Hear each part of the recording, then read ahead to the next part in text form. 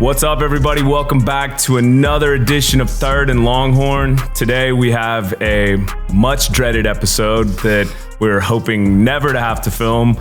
But things didn't go as planned in the college football playoff semifinal, and Texas wasn't able to pull it out over Washington, losing 37-31.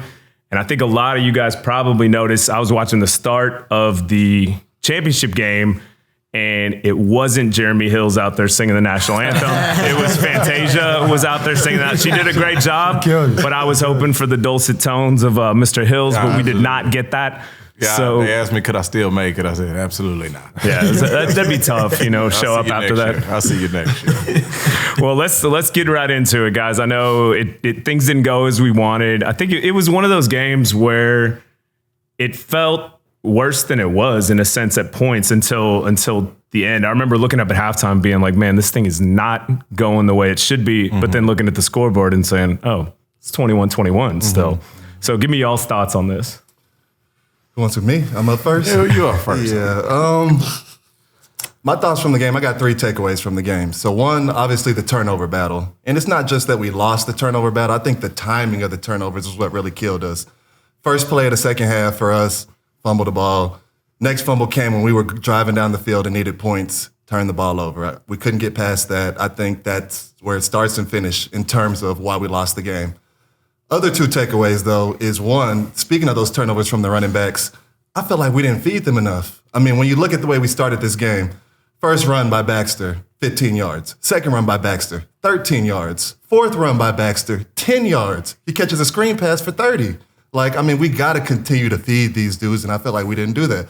I felt like we kind of matched up Washington's game plan and tried to out-Washington when we should have been on the ground doing what we do. And then my third takeaway from the game, I just thought that our superstars weren't the best players on the field, and I think that made a big difference. Not saying that our stars didn't play well. I just thought they didn't play out of their mind like the Washington Stars. They got outshined. Yeah, I thought Penix played out of his mind. I thought their 2 receivers played out of their minds. I thought Trice on their D-line played out of his mind, and I thought the guys on our team didn't do that, and that's what it came down to. But give me that exact thing. Give me like I said when we, on our last episode, I don't think we have to play our best ball to win this game. Mm-hmm. I stand by that. I still stand by that. I also don't think that we need to put 2 balls on the ground. I also don't think that we need to have 6 penalties going into halftime. I also don't think that the first play of the drive of the game is a false start. I don't think you need to show up and look not yourself. I don't need you to look like somebody else. I need you to look like you. That's all I'm saying is play your game. And I just don't feel, and that's what you felt, Nick, at halftime. It's 21-21 on that scoreboard, but this can't keep up. Right. We can't We were hanging on. This. Yeah. This cannot sustain it. Mind you, it's 21-21 because my guy drops a punt and puts us on the 15-yard line.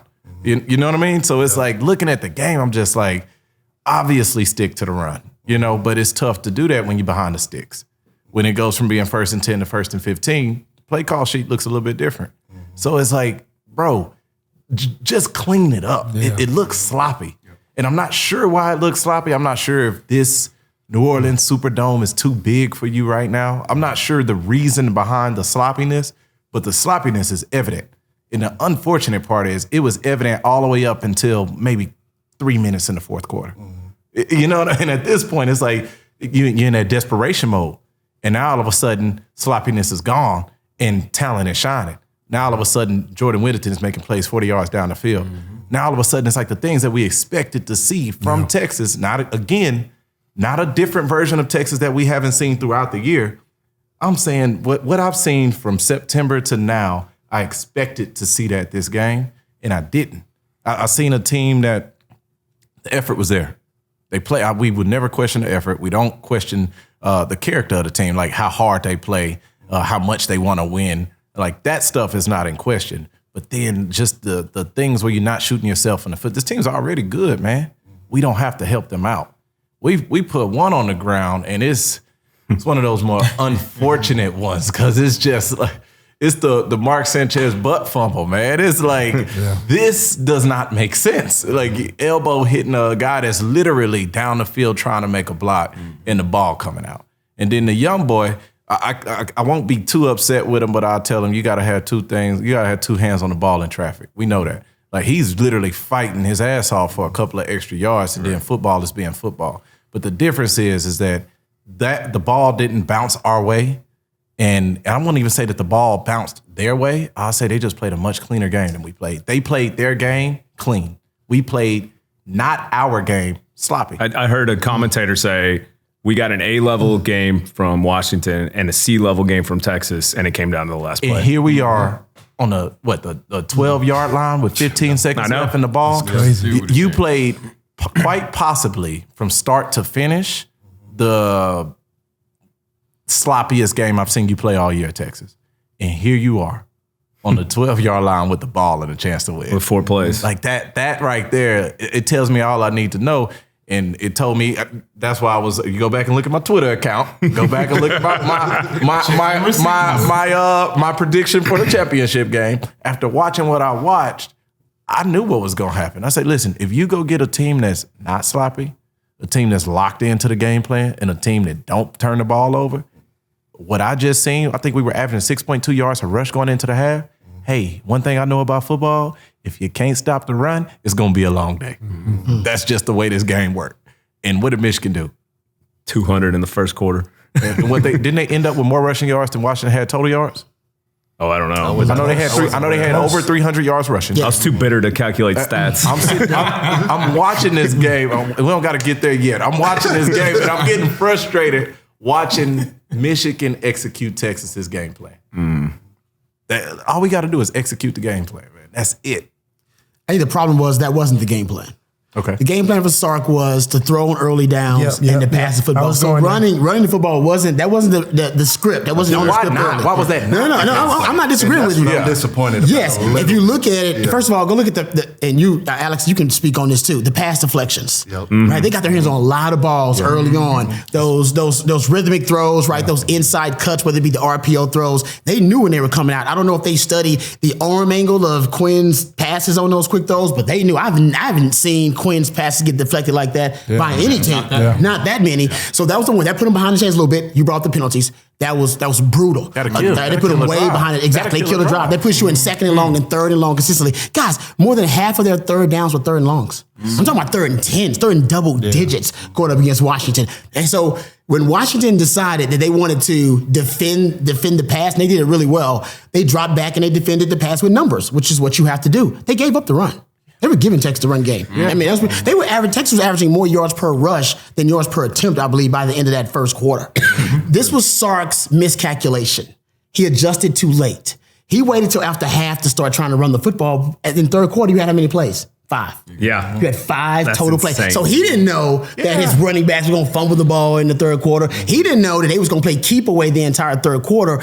But that's how football goes. But that's how football goes. Exactly. Right? So his miscalculation was, in a big game like that, when you find out that you can run the ball and your passing game isn't working, you need to pivot immediately. He waited after that first quarter. It was a parent drive. The second drive, guys, they came out the first touchdown drive. They came out in pony package, 2 tailbacks out there and ran the rock. They was running it down their throat and scoring. I was like, they gonna run pony package on these boys all day long. And no, they did. No, he ran pony package 7 plays, guys. You know how many times they ran it the rest of the game? Twice. They averaged over 10 yards per play. Numbers again. What was CJ Baxter's first run? First run of the game, 15 yards. Second run of the game, 13 yards. Fourth run of the game, 10 yards. Hey, caught a screen for 30 yards. And we scored on that drive, correct? Yeah. So the ball game is 7-7. Yeah. We going on a TV timeout if I'm right. You right about that. Hey, coaches. Yeah. Hey, I know what we talked about. Hey, man, make sure that guy got some Gator lights. We running the ball. We running the ball. To hell with the game plan. To hell with my script. Let's run the rock. And I think Sark stuck to the script too long. Well, Michigan did it. Michigan's script was to just like, no, we're going to run the ball. That was in their script. Yeah. Sark's script was they wanted to throw the ball. And that's in Sark's nature. I was about to say, that's what he's shown. Sark. Yeah, that's who he is. And to also piggyback off of what Rod is saying, I also mentioned a lot of the attention was going to be about Texas D-line versus Washington's O-line, Joe Moore Award winner versus All-Americans, right? Yeah. But I also said the game was going to be won on the other side of the line of scrimmage with Texas's offensive line.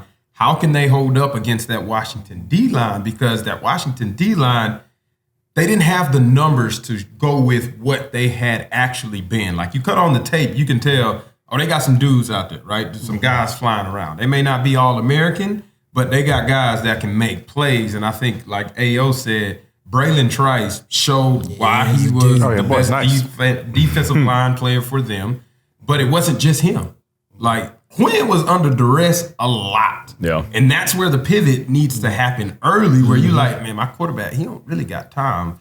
The reason why we ain't have a third play in them 4 plays with 20 seconds left at the end of the game, because the game was almost over whenever Quinn got hit. Yep. And he had to just try to throw that thing out there. He had 1 second left, but like, that was pressure from that D-line, and that wasn't just on that drive. That Washington D-line literally gave it to the Texas O-line. I was a little bit upset about that. One way to be able to help that is by toting the rock. I was just about to say, we either going to do one or two things with that. And correct me, I might not know enough ball. But what I do know, we recognize that early. Then we do one or two things. We either bring another big body in here so that we can get some more pass protection, so that we can establish our routes down the field that we're trying to really force, or we substitute it with the run game. And we say, we're going to let our offensive line fire off the ball a little bit and stop playing catch. And then after that, we'll try to get this passing game picked back up as we mix it in. Like I've seen us do on our best drive of the game, which was the drive right before the half. That drive before the half is what I believe it should have looked like. This balance is great. The ball is coming out quick. We're running flood concepts to the sideline. The middle was not there, and we running the ball. And when that's not there, when we don't see the pass, Quinn is tucking it and going to get what he can. Hey, man, go back and cut the tape on. What did Michigan do? Ran the ball, threw it off the RPO when it was there. Dude only threw 18 passes. That's him. Completed 10 of them. That's what, 18 passes were thrown. That's crazy. 10 were completed.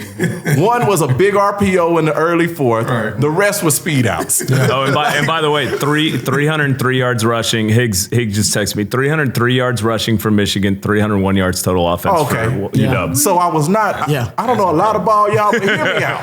If we outrush their total offense and we don't turn the football over, chances are we won that game. But here's my thing, though. When we came in before the game, we're talking about we got to throw to establish the run. We all said I agree with you. We never talked about just starting the game. That's what the stats did bear out that you should throw to open up the run. But that's the whole point, though. My head. It's back. It's back. We did not say that. I didn't say you got to Fozzy man said that. Jay was talking about coming out throwing the ball, wasn't you? Throwing the ball to run the ball? That's what I'm saying. You had too much turkey on the holidays. We'll have Colton check the receipts. Colton check those. Throw the challenge flag. What's the commercial? They come out of there and I'm like, He did say don't open up the run. He did say that. Next season we need receipts pulled. Like, we want to throw early. Exactly. We want to throw to open the run. Yeah, he's going to do that's that. susceptible to it.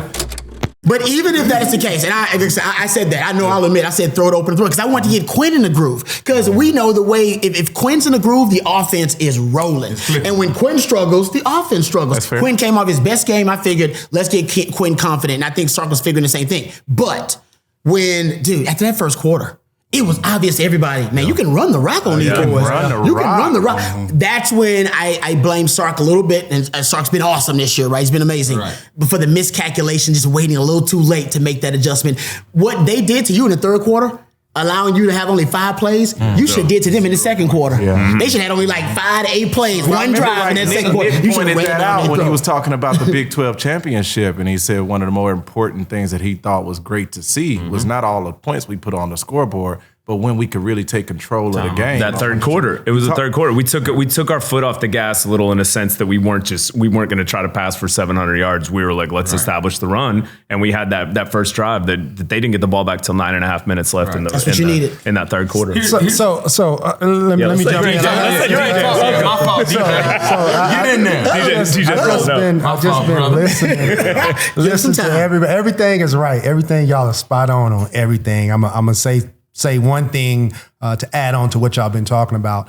My wife may not have been listening, but I told her right in the first quarter, after the first drive, I'm like, oh snap! Like if they can't stop the run, we're gonna win. I don't care what Penix. I don't care what kind of game. If we don't, if they don't stop the run, we stay with the run, obviously, and it just can't win. If you can't stop the run, it's just like that. But I didn't compute, being able to drop the ball or being able, turnovers or whatnot, and not staying with the run. That part hurt, but. I think we been a little bit harder on the offense. The offense doing what this is what they do. This is what they do. They pass the ball. Yeah. Now they didn't compute that. I didn't know that. Did y'all know they was gonna run the ball that well? I mean, it was 6-7 yards a pop every time they handed off the ball. But defensively, man, I'm just telling you, defensively, we can't give the defense a pass. I want to because and it's tough. You're already on the second down, but go ahead. Okay, now we'll start second down. So the defense. Penix had his best. He couldn't do wrong. His career, he was in flow state. He was in the zone. I saw Murphy get through one time, he sidestepped and then hit it. I say, God, when he did that, I said, oh man. Man, the one that got me was their post corner in between two, and he caught. I said, hey, he's not supposed to throw that ball. Not in college. And that was third play of the game. I said, whoa. I thought that was gonna be a pick, and it wasn't even close. I don't know why you thought that. Oh no! I was talking about the one later. Sorry, I was talking about the one in the second. But then when you add the penalties and stuff like that, when you're playing against a really good team, you can't have self-inflicted wounds. You have to do the right things, like that sloppiness. What you were talking about, Jay Hill. That this was one of those sloppy games, and at the end of the day, this is a good thing that I'm gonna pull from it. All those things happen. There's a lot of boxes that weren't checked, that should have been checked, that weren't checked, and we still had a play away from winning the game. That's the crazy. That's the tells you that we're really talented group. Don't that eat at you though? Because the truth about this thing is we'll never get this year's Texas team back. It's gone forever. I like that point. That's gone forever. Right. And the part that's been eating at me. I mean, you should have seen me. Christina told me, "Oh, you want to go to Bourbon?" No. I'm sitting in the hotel staring at the ceiling, just literally thinking to myself, I know what it's like. We know what it's like to be in that game, to fall short from it. You never get, and we know what. It's all good, man. Next year we go. No, next year was actually terrible. Right. And I don't think that's what happens. No, I think this is. But it's fleeting though. It don't get there like that every year. And I'm just looking at it like, fellas. You honestly, outside, I won't question the effort that was there, but I'm saying the things that are well within our control that have nothing to do with Washington.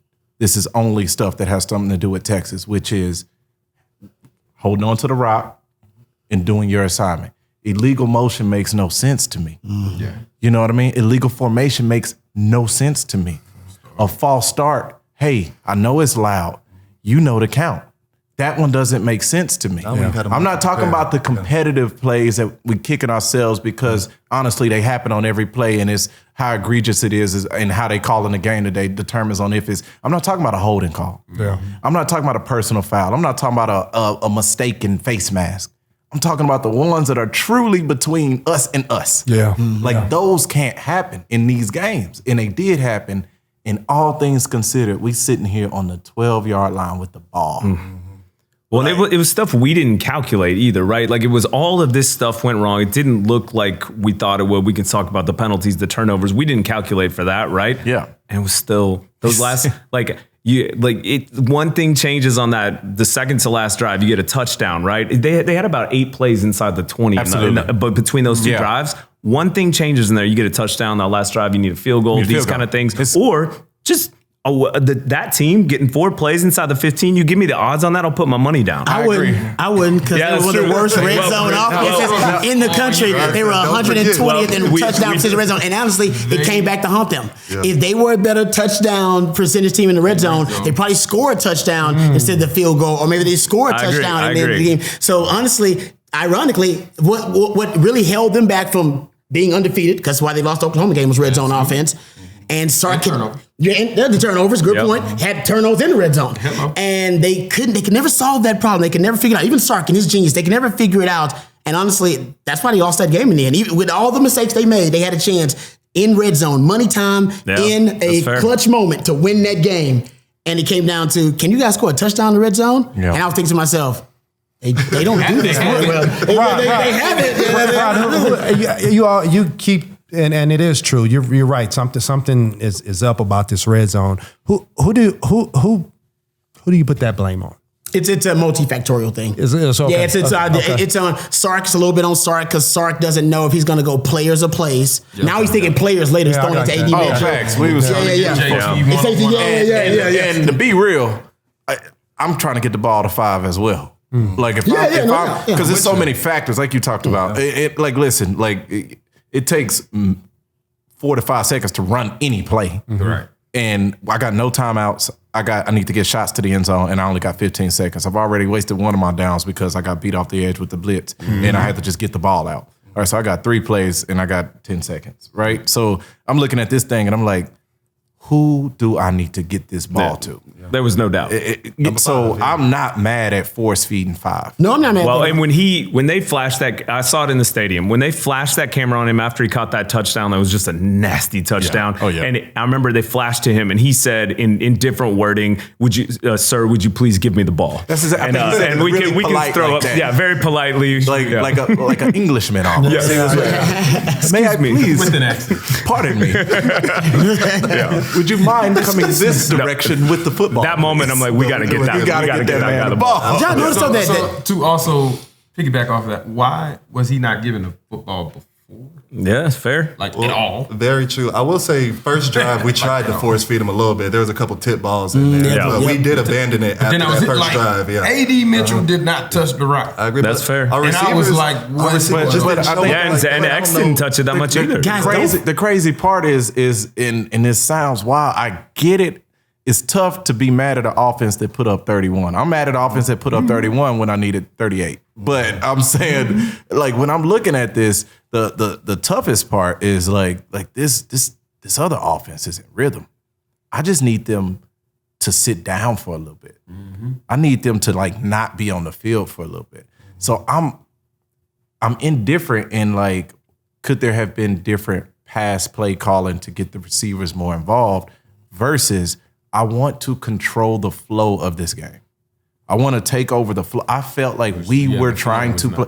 One of you guys said we tried to out Washington. Man. Yes.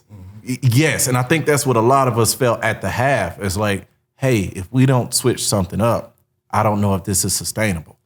I don't know if we're going to be able to just go score for score down to the end and then we outscored them. They tried and it was too late. The crazy stat, it was too late. The crazy stat I saw, and we've already kind of moved on to third down, which is the offense and breaking that down. But the crazy stat was that until you were scramble in the first half with 26 seconds left, remember they got the not the targeting, but they got the unnecessary roughness on that. And we were 0 for 5 on third downs. Because they were all third and long. Yeah, 100%. They were all third and really long. And that was our first down conversion right there. Yeah. Like that, and the crazy part, it's tied at half. 21-21. I know, but see, I know people keep saying that, but this is why that's flawed logic. That's flawed logic. This is why. Because if you do run the ball, you keep just like you point out, you keep Penix off the field. Yeah. I got him. If you control, and you can only control the ball if you convert. Yeah. You put together long sustained drives to keep them off the field. Texas didn't. Yes. I got you. And Texas didn't do that. And they could have done that with the run game, or they could have done that with converting, and they didn't do either. They were on they had 10 minutes of time possession, I believe, in the second quarter, and you had 5 plays in the third. We didn't see Texas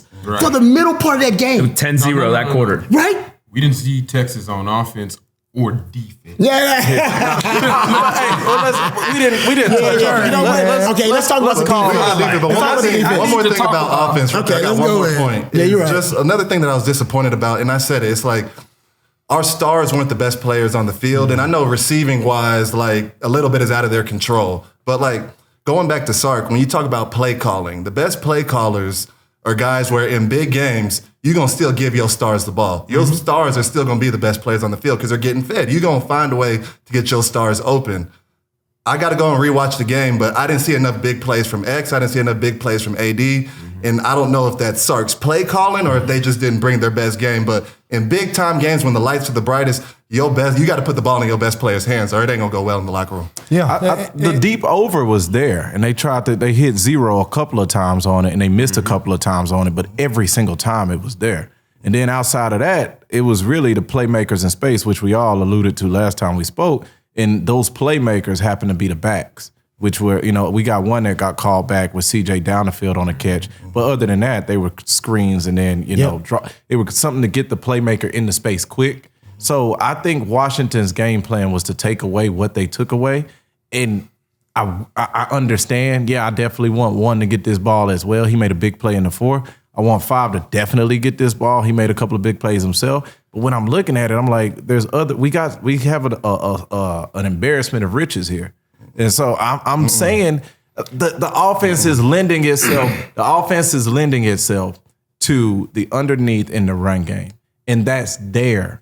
Don't get me in 3rd and long for some other shit. Like, give me that, and they will make the plays. So what's happening is sometimes and this is football terms, sometimes when you do too much, you do nothing, right? Right. And sometimes when you have all these options, and back to Okafor at the end of the day, X my guy, give him the ball. However we have to figure it out, because he had only 2 catches, I think, he had 20 yards a catch. Polk and Aduze had it too, but Polk and Aduze on the other side had it too, but they had like six catches. That's and he only had 2 catches. So you got to get playmakers. Just give them the ball. Just however you do it, even if it's the little hitch play, a now play, or just something to get them going early. Receivers they're divas. So when you have AD out there calling for the ball, give it to him. Got to. Yeah, just keep him happy. And by the end, X wasn't 100%. I mean, that was obviously, and they took him off. That's why Whittington was back on punts. And CJ had a little ankle issue too, and he limped off the field as well. Yeah, okay. But looking at that, the offense was asleep in that 10-minute stretch is because they weren't really on the field. Mm-hmm. Drives couldn't get started. Yeah. I think that we all agree we want the playmakers to have the ball. I think we have different approaches of how we get to that point. I'm saying I'm going to feed these guys, and I'm going to clear up that back-end picture because I'm going to make you bring these guys. You got to come respect it. You have to come stop this. It's 8 yards of if you decide to stay as deep as y'all are playing, keep running. Those guys were playing deep. If you decide to stay as deep as you're going to stay, then I don't mind boring football. Yeah, I don't mind 3 yards in a cloud of smoke. Yeah. I don't mind it. We can do that all down 13. And that's what I'm saying. That's when it was too late. We don't get that's down when it was 13 too late. Yes. If we sustain drive. Yes. What I'm saying is, first half out of it. It's 0-0 first half, right? Yes. You come out third quarter, got 5 plays. Yeah, you done. Fumble. Yep. You're down 10 from that point. They scored 10. Yeah. So you're down 10-0. Yeah. Now you're trying to do a drive. They stop you. They get another field goal. It's 13-0. Yeah. You got, let's say, 14 minutes left in the game. No. Texas got it back. Texas got it back again in the third. Yeah, but it was very small. Yeah, they had that one play. There was a fumble, and then they had like one drive. The craziest thing. I know I'm probably by myself on this one. If the run game is what's carrying me right now, looking at understanding that I need a score and a stop, I'm sticking with it. I'm not 3 scores down. I'm 13. I know, but I think Sark got discouraged. I need a score and a stop. I think Sark got discouraged with his young running backs. Both of them fumbled. Yeah. How can you not? When he's like, bro, all we need to do is run the ball. He's like, not to mention the other most egregious coaching call. I typically do not question coaches, and I don't question like the 4th down play, whatever. He tried to get his guy the ball. It didn't work out. Maybe whatever the throw was. Right. I'm not really questioning that because Sark, he know what he doing. He been doing it. I ain't never been in a position. Right. I ain't never been down 13 in the 4th quarter. How the hell I come back from? I don't want to question that part of it. But what I do question is why was Keelan Robinson returned? When he picked up that ball with one hand, I was like, well, you can't have this anymore. We cannot have this anymore. That was the second time. You had X and Jaden Blue back there to start the game off. And you saw Jaden Blue get busy on a couple of times. Well, it's because he fumbled. That's why he got pulled. I think they knew they were going to work Jaden Blue. I think they knew that Jay Blue was going to become such a big part of the offense that they were like, I need another return. Well, but you remember Blue fumbled early in the year, and he got pulled for my 5th, 6th year trusted senior captain. Hey, big dog, I know. Whose call was that? I don't know, but I think the funny. What down does this go on? Fifth down. Sark can veto. Sark's the head coach. Overtime, Hail Mary. We can talk about Sark can veto anything. I'm at the stadium. I'm sitting next to a Washington fan, and she's had a couple of brewskis, and she's like, "Oh man, they getting desperate. They done put a dude with a cast back there." He must be fast. Like, oh man.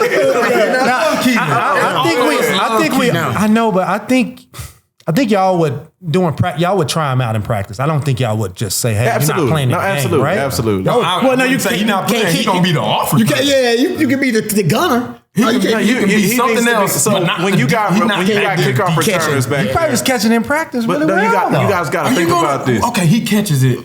How he gonna stiff for him? Five. Hold on. They never return kicks, Bob. So like when you on the kickoff return, they got two returners back there, but based on where that kicker has shown to kick the ball, you have the guy that you want to be the returner. For us, it was DJ Monroe. Mm-hmm. You want that guy to be the returner. Mm-hmm. You also have a body out there that you trust to catch it in case they do something else. Mm-hmm. I'm saying make 7 that guy. I trust you to catch it, but I actually want 13 right here. Mm-hmm. I want 13 right here because I need 23. Yeah. I need 23 because 24 down. Like that's the way that kind of works. I'm with you. I now question the depth of guys that can just catch a damn football. I'm because you put 2-3 back there, you could just pull Wisner off the bench. Hey, and give him some carries. Amen. The depth's in the running back. He can't stop the run. Yeah, but I guess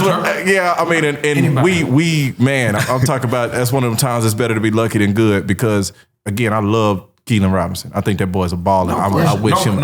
I wish him nothing but the absolute best at the next level. Matter of fact, come to Collective and do your off-season training. I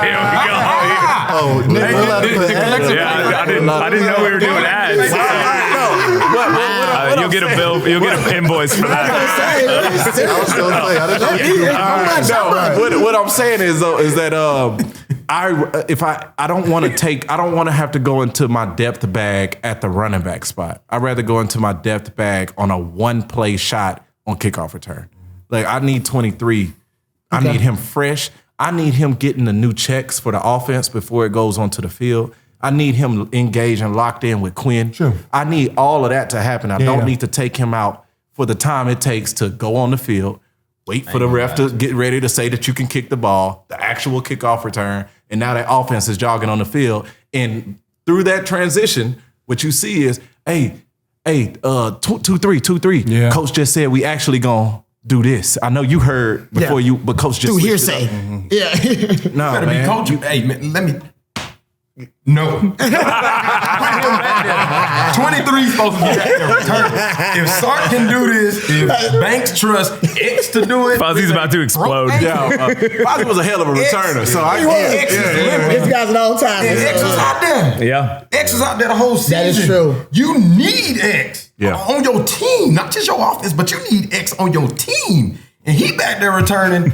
You telling me Jaden Blue can't go take 2 kickoffs? I guess I'm saying like walking on one CJ foot? Baxter already just limped off the field with he re-aggravated the high ankle sprain. Okay, I don't have Jonathan Brooks. I don't have Jonathan Brooks. Limping. Who coming there to replace X? Exactly. Well, let me think about it. But at running back, you got Savion Red, you got Trey Wisner, you got some depth there, dude. Those guys can We're run. also talking about a playoff game. Yeah, that's it. That's fair. I guess you got to leave it on the field. I understand the call to put somebody else over there. But if you was the coach, are you putting Jaden Blue back there? I'm coming to Jaden and I'm saying, what you got? You good? Hey, 2, 3. No, I'm telling. Like, look at me. You straight? Yeah. You good? You got these or what? Let me know. You telling me Let me know. I'm grabbing him by the face, man. Hey, let me know. Jay. Are you good? He going back. All right, then he got it. You putting him back. And if he don't got, I'm walking right over there to 13. But why would he say no? He's not gonna say no. I'm grabbing 13. You know how they do, Fozzy. I got 13 right here. And I'm like, You ready? no. Come on, you got No, get out there. Come on. You know what to do. Return right. You know what it is. Return right. You know we've been running. You know it. You know what to do. But y'all play ball, man. Y'all know how it goes. So I understand seeing a different body out there. I understand the trust that you have in one of your senior captains. Absolutely. I just also understand he got one hand. Right. That's all I need to see. And this ball, like, it's going straight through the cast to the ground. Every time my heart dropped, I'm like, oh. Dude, that was so nervy. That was so. Well, let's keep moving let's move on to fourth down. And I think these are things we've covered throughout the year that I think we talked about beforehand. And we've covered this a little bit of the Achilles heels of this team. And we said two things. We said we were worried about the defensive secondary, and we said we were worried about the Texas red zone offense. Yeah. So let's talk a bit about the secondary, because I actually think when you sit down and break it down that it didn't look exactly like everyone said. But I want to turn that over to Rod. Unfortunately, I think the deep ball, they couldn't stop it. Yeah. What did it look like? You said it. No, I'm saying the coverage. The coverage was not as bad as we sit here and made it. Guys weren't wide. It wasn't coverage. Some of those. Dude, he threw that ball in a damn keyhole. Like I always say, before we can have a conversation, we all need to agree on a baseline. Are we saying that good coverage is being close to the person that caught the football? No. Making a play on the ball is good coverage. Yeah. So close ain't good enough. Yeah, no doubt. I just don't think it looked like everyone said it did. It wasn't like they just were running all over the place. Our guys did a great job. It didn't look like we said it from the beginning. It wasn't busted coverage. The effort was there. The effort was there. I've never questioned our effort. Our guys want to play, and they give all their effort on the field. That's all I mean. I'm not saying we didn't dominate them. We didn't stop them. Trust me, they had 200-yard receivers. Nick, I'll admit this, though, because you're right. I mean, the deep ball, I think he was 6 of 8 on passes, 20 yards or more downfield. And he started off early, right? That 77-yard bomb. Wait, that's not even the hard part. Go how many yards and touchdowns? 268 and 2. Yeah. No, he was. Trust me, Penix was putting in work. I watched a lot of Penix film, and that was one of the best games I've ever seen him play. Me too. It was his best game. It didn't look like I thought it would look, because I thought they would attack the safeties. They didn't really attack the safeties. They went after the corners. They went after what they do. You know they went after the corner. That's your best coverage, guys. What does that do to a defensive back? Oh man, if I corners can't cover. If they come out early and say, not even your corners can cover this. Not even your corners. The safeties looking at each other like, if they can't do it. Right? I thought they'd go the path of least resistance. Them dudes went out to the coverage corners. They were like, we going after you, Terrence Brooks. Yeah. We going after you. They went after Ryan Watts. They went after Janae Barry. I guarantee you, Penix walked in that room and said, I'm coming after 5, I'm coming after 6, I'm coming after 8. They went and say that, hey, 5? I think he got something. Oh, yeah, he almost made a play on that. The interception. He was right. He covered a lot of space. I think 5 You got to get it. He was close. There's no such thing as an award for almost. But he was as close as any of the DBs were. Watching him in coverage, he actually made Penix come off his spot a couple of plays. Like, he wanted to go there, and it's not there. Penix so smart, man. What I seen him do against us that I didn't see him do the following week was when the pocket collapsed, he went immediately to his check down, wherever it was. He went, if he couldn't get to his second read because Sweat or Murphy won their one-on-one, he just went immediately and got the ball directly to somebody in space. Go back and watch this tape. This will piss you off. Go back and watch the tape. He don't touch the ground. Yeah, we know. He does not touch the ground. He touched in 60 minutes. He touched the ground 3 times, and it was on his 3 scrambles. And juxtapose that with the championship game, and he looked like Weekend at Bernie's by the end. They were like carrying him around, man. But like that was my point. And I was having this conversation with a couple of friends. I was like, I'm not even locked in on sacks. I need him uncomfortable. Yeah. I need him to know that we here. Well, so that's I need his eyes to come down. Well, so that was my thing when I was a little confused about you saying we didn't need our best game from the edge position. Like, knowing that we got to get this dude on the ground, I was a little confused about why we didn't need our guys to rise to the occasion. Because I don't believe that, and this sack is him on the ground as I'm thinking it, right? I think Michigan had 1 sack in the game. Yeah. I'm not talking about sacks. I'm saying I need him to feel you. I need him to know you're there. I need him to be conscious of your presence. And unfortunately, with our best players, talking about conscious. He was unconscious. Michael Penix played that whole game unconscious. He was unconscious the whole game. Like he dodged Murphy and one untouchable. of them, set his feet and threw a bullet. I looked at Chris. I was like, and he had one on Ethan Burke too, where I was like, Burke's got him, and then untouched, Scott free, untouched, man. I know. But that's, and then one thing I seen that I wish we would have did. It's hard to do because if you can't establish forward and bring in an extra and just clears up the pitch on the back end, and he getting it out so fast, and then he getting it deep, and our guys aren't making plays on it. Michigan did a better job of playing through the catch to the ball. Every single time. Every single time. They played the chop. It was just really good technique. And then what they did late is they start bringing one off the edge to his blind side, and it literally made him have to. He's a left-handed guy, and he's running to his right. Oh, it's all bad. It's all like we got a chance, I think, in back-to-back weeks to see what this kid looks like when he is comfortable and what he looks like when he's very uncomfortable. I don't. And that's a great point. I agree with everything you said. I will also add, I think the time off, the damn near month off, it helped Washington and hurt Texas. Yeah. There's no question about it. Texas was. I don't know. I think why you say it hurt Texas. Because I think Quinn was rolling. We lost our rhythm. Yeah, I think about those last 2 games. You're playing the best football of any team in the country. That's why you got the spot in the college football play. The nation looked at you in those last 2 games and went, man, if that ain't one of the best 4 teams in the country, then nobody is. That team is on good, the rise. right? Yeah. And then that time off. Think about it, guys. Think about this. How much were they celebrated during the time off? A lot. Yeah. A lot, guys. We hadn't had a football team that good in 15 years. Think about it. They were celebrating. And what was Washington? They weren't celebrating. Washington still had that chip on their shoulder because they were an underdog again. They had to go on the road, play a road game. They were on the damn right on the comments, just going crazy. Like, hey, y'all talking a lot of we going wild. So I know this is my opinion. I'm gonna say they did not. Guys, they came out and had penalties on the first 2 drives. Yeah, they had an offensive penalty and a defensive penalty. They first came out. Even Sark said we played anxious. We came out and we were anxious. But that's what I'm saying. I think that was the time off, dog. You think that was the time off? I do. I think it was. And I think it was the moment. And I think Washington, when they had that extra time to prepare, dude, they lit Texas up. They exposed every weakness Texas had on defense. Yeah. But when they had just 1 week to prepare, guys, that's football. What Tom Herman was awesome in bowl games. Why? He had a damn month to prepare. And that ain't real. That ain't real football. Guys ain't got to go to class. Families hanging around. You're away from everything. But you go week to week. That's real football. Week to week. You know how that goes, whether it be league or college. You go week to week. Dude, Michigan's like, week to week, we back to football, baby. We about to smash y'all. And they eviscerated them boys. That's football. I think that month off, it helped them and it hurt us. This is my opinion. Okay, but I got a question for you. Because I'm hearing that, and what I've experienced is that whenever I say, "Ooh, that time off hurt," it's usually because guys are out of place or a step behind, or mental assignments are off a little bit. Yeah. Like they're not as focused. I don't question Texas's focus. Really, they have 10 penalties. And they were pre-snap penalties. They got focus. That's very true. They did 2 fumbles. What I was about to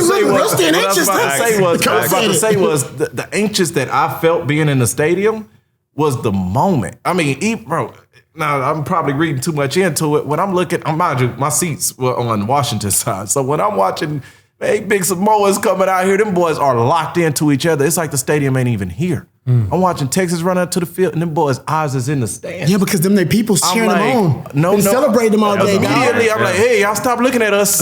Hey, and let's looking at us. Look at them. I think this is one thing we haven't covered, and let's give credit where credit is due. Kalen DeBoer, the Washington coaching staff, they coached a hell of a game. Yes. I really think they did. And I think their player, and let's give their players credit. They played a hell of a game. No, they coached and played a hell of a game. 100%. To their credit, I said this when I left the stadium in tears. I literally said this. I was there too. Had we won that game, I would have felt like we got away with one. 100%. I genuinely, as a competitor, can say the best team tonight won. Yeah. The best team tonight won. What I said on the last time we sat down, I don't believe their best is better than our best. No, it's not. What I got a chance to see is their best is slightly better than possibly our worst or close to our worst.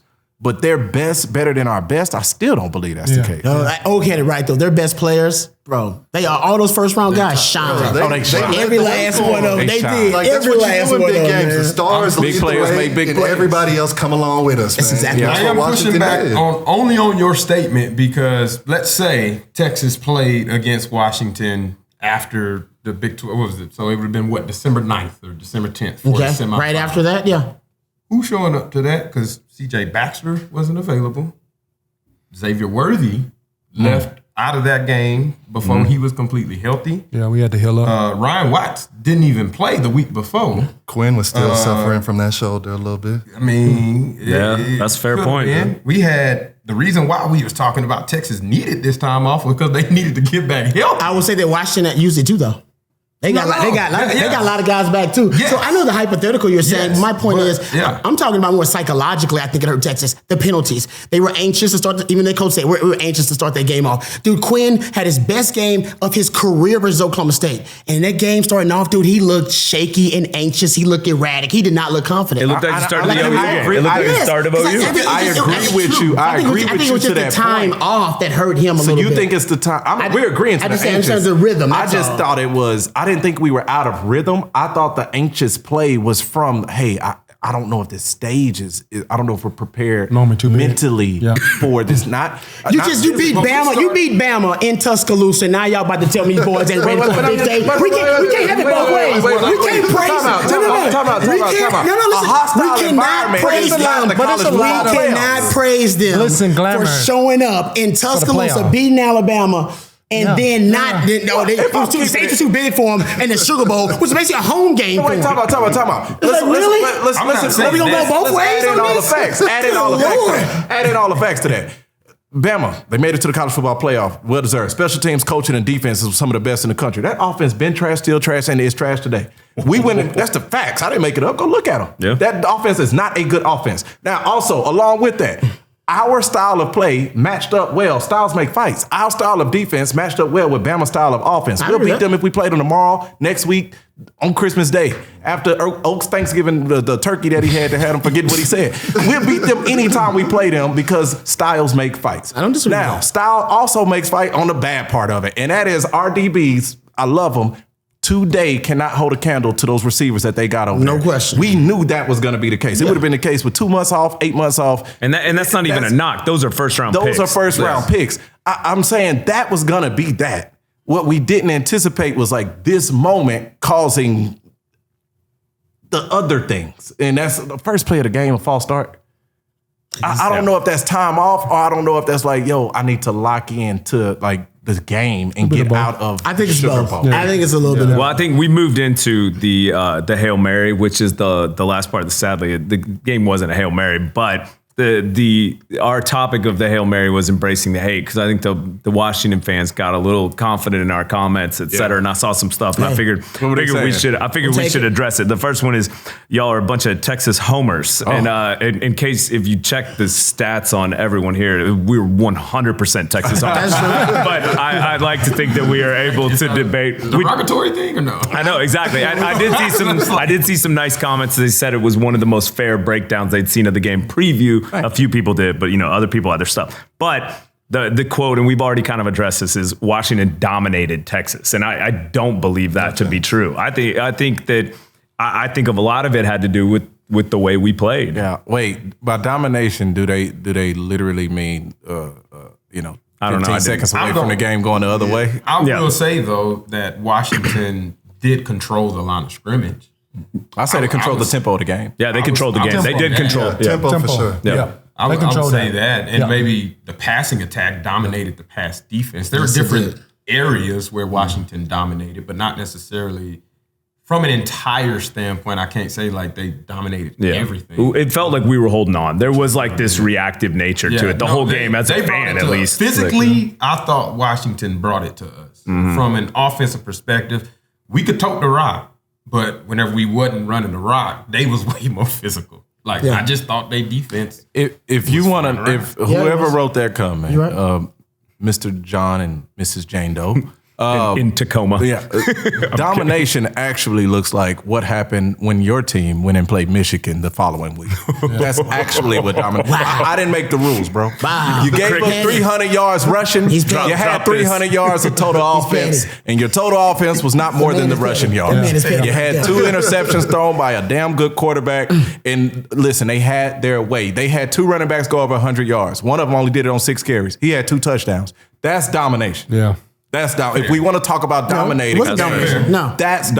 But that game was still a 7-point game with like 5 minutes left. No. Or 8 minutes left. 17-10 On that holding call that they got. It was. So I don't think that game wasn't as lopsided as the final score was. I think Washington put up a great fight, and they did not play well. And Michigan did. I would say they dominated most of the game, but it was still within doubt. That first quarter just killed that game. That game was 17-3 early. Yeah. And After the first quarter. then it was 17-10 mid-third. Late third, it was 20-10. It gets uglier from there. Just keep reading. That's what happened. Like that. But 20-13, and that was when the holding call took place. When Washington got that deep ball, and I was like, "Damn, we got a game. Finally, we got a game." And they called it back. By the way, like being like objective, I get it, but that didn't feel like an egregious holding penalty. It did. It felt ticky-tacky. It did. Well, 100%. Like that was a rough call. That was a rough, especially at that point in the game. I get it. If an offensive lineman gets his left hand on the outside shoulder pad of the D-line, they probably call it that. But I'm just like, D-line, what do you think? Was that a hold? He was really trying to like O'Leary. I didn't think it was egregious. I've seen worse. I've definitely seen worse.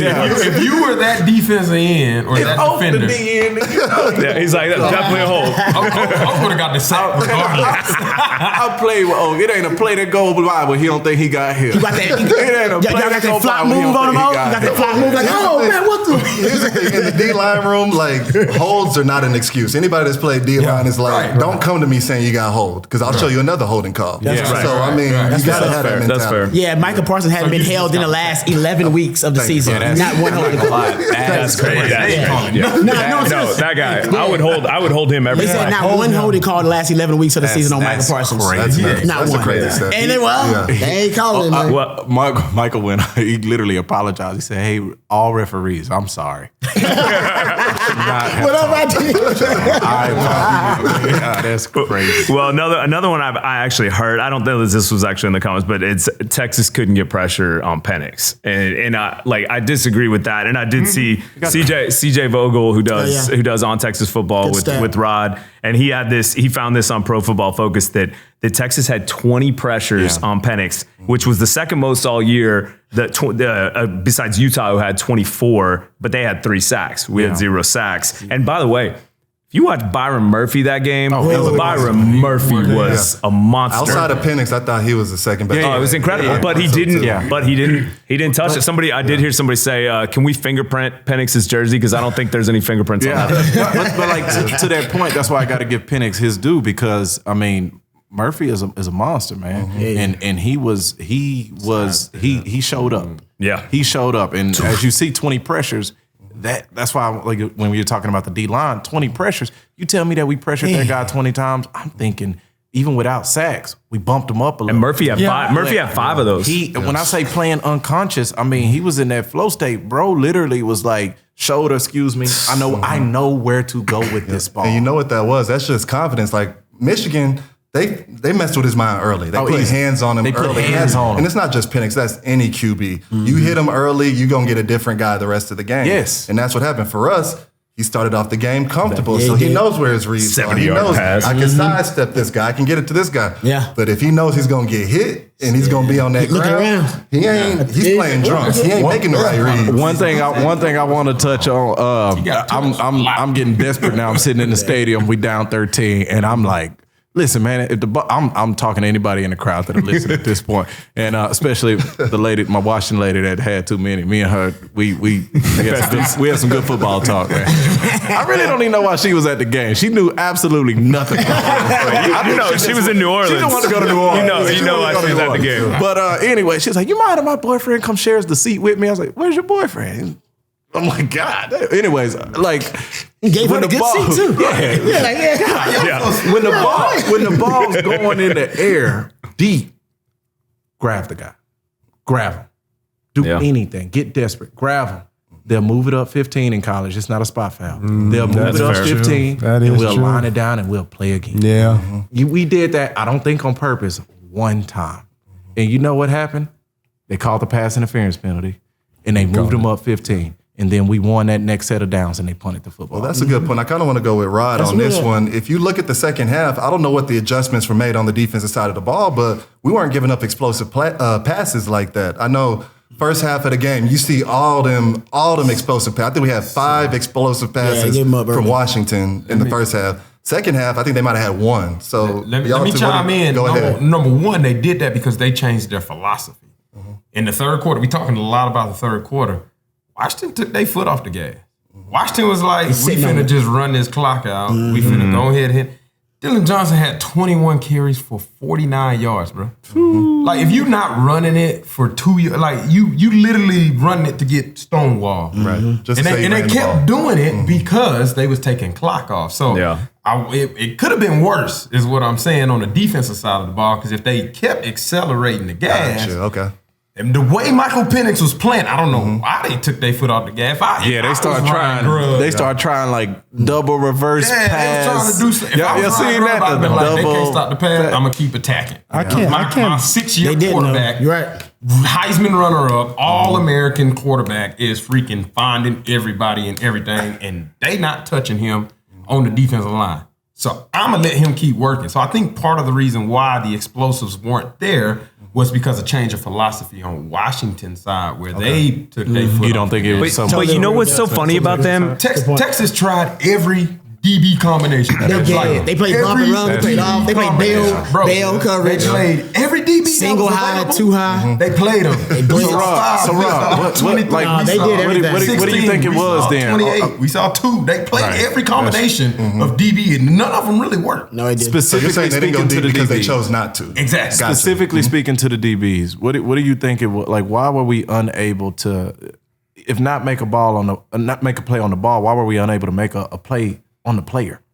No, that's a great point. Angles to the football, right? Texas in the back end, you're talking about angles to the football on those deep balls. And I would say, honestly, all season long, Texas has struggled a little bit on the deep ball. I know people, look at the quarterbacks they play. We haven't played great quarterbacks. If you go look at the percentage, and I went and looked this up, percentage of deep balls allowed by Texas DBs this year, and take away the backup quarterbacks, like the Baylor, that sample size, the Kansas, take away that sample size, they were allowing 42% of that 20-plus yard pass to be completed. Penix was at 44% going into the game. So actually, Texas DBs were a lot more susceptible to that deep ball going into the game. Right. And we just, because the because the rush defense was so good for Texas, and you would make teams one-dimensional, it really didn't become a huge issue for Texas until the Oklahoma game, until late into that U of H game, late in the TCU game, late in the K-State game, and then, of course, in the Washington game. So you just didn't have a lot of teams with really good quarterbacks that could exploit Texas that way. Because Texas they were weak in pass defense all season long. Well, Rod, I'm going to go ahead and use that as my point as to why we wasn't scared to go play Alabama at Bama. If you got a quarterback that can't do that, that's fair. You ain't got nothing for us. That's fair. I can't get their 2 losses this year went to 6-year quarterbacks and really good, sophisticated passing. Left-handers too. Bill Rowe did hit. I don't know what that. I cannot. He hit him on the D-ball. I cannot get my head around 20 pressures. I mean, that's a lot of pressures. That's a lot of pressure. And we don't affect the quarterback. It's not even the sacks. We don't because when you say 20 pressure, I'm like, wow, okay. So I was kind of banking it and saying it was because rush defense, pass rush defense, and a little bit of both, right? When it comes to giving up a lot of pass yards in the back end, you got to affect the quarterback somehow. Like any kind of defense, when you go into the game, how do you stop that offense?